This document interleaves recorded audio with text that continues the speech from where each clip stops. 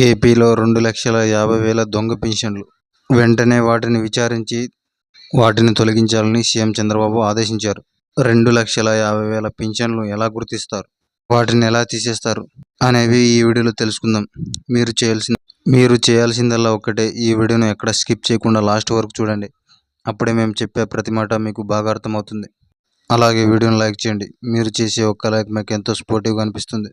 ఇక వివరాల్లోనికి వెళ్తే, ఆంధ్రప్రదేశ్ రాష్ట్ర వ్యాప్తంగా 2,50,000 దొంగ పింఛన్లు ఉన్నాయని సీఎం చంద్రబాబు గుర్తించారు. వాటిని ఎలా గుర్తించారంటే, ఉదాహరణకు ఆధార్లో వయసు మార్చుకొని మరియు వికలాంగుడు కాకపోయినా వికలాంగ పింఛన్ తీసుకుంటున్న వారిని, అలాగే ఒంటరి మహిళ కాకపోయినా ఒంటరి మహిళ పింఛన్ తీసుకుంటున్న వారిని, అలాగే వితంతు పింఛన్ కాకపోయినా వితంతు పింఛన్ పొందుతున్న వారిని గుర్తించారు. కొంతమంది ప్రభుత్వ ఉద్యోగులు కూడా పెన్షన్లు పొందుతూ అర్హులైన వారికి పెన్షన్లు ఆపి అడ్డగోలుగా దోచేస్తున్నారని సీఎం చంద్రబాబు గారు చెప్పారు. బాధ్యులైన అధికారులు ఇప్పటికైనా చర్యలు తీసుకోకపోతే భారీగా మండల స్థాయి అధికారులను సస్పెండ్ చేసే అవకాశం ఉందని చెప్పారు. కాబట్టి ఎవరైతే ఆధార్ కార్డ్ ఏజ్ మార్చుకొని వాళ్ళు పింఛన్ పెట్టుకుంటారో ఖచ్చితంగా వాళ్ళు పింఛన్ అనేది తీసేస్తారు. అలాగే వికలాంగుడు కాకపోయినా వికలాంగ పింఛన్ తీసుకుంటున్నారో అలాంటి పింఛన్లు కూడా తీసేస్తారు.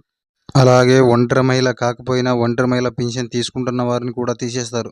ఇలా అన్ని రంగాల్లో ఏజ్ మార్చుకొని దొంగ పింఛన్లు పెట్టుకున్న అన్నిటినీ తీసివేయాలని సీఎం చంద్రబాబు ఆదేశించారు. వారి వల్ల ప్రభుత్వానికి ఎంతో నష్టం చేకూరుతుందని, వారికిచ్చే డబ్బుల ద్వారా ఇంకొన్ని పథకాలు రాష్ట్ర ప్రజలకు అందుతాయని చెప్పారు. ఈ దొంగ పెన్షన్ల గురించి మీకు ఇంకా ఏమైనా డౌట్స్ ఉంటే మాకు కింద కామెంట్లో తెలియజేయండి. మేము ఖచ్చితంగా రిప్లై ఇస్తాం. అలాగే మా ఛానల్ లైక్ చేసి షేర్ చేయండి. అలాగే మా ఛానల్ను సబ్స్క్రైబ్ చేసుకొని పక్కనే ఉండే గంట బెల్ నొక్కడం ద్వారా మేము పెట్టే ప్రతి వీడియో మీకు ఖచ్చితంగా నోటిఫికేషన్ రూపంలో వస్తుంది.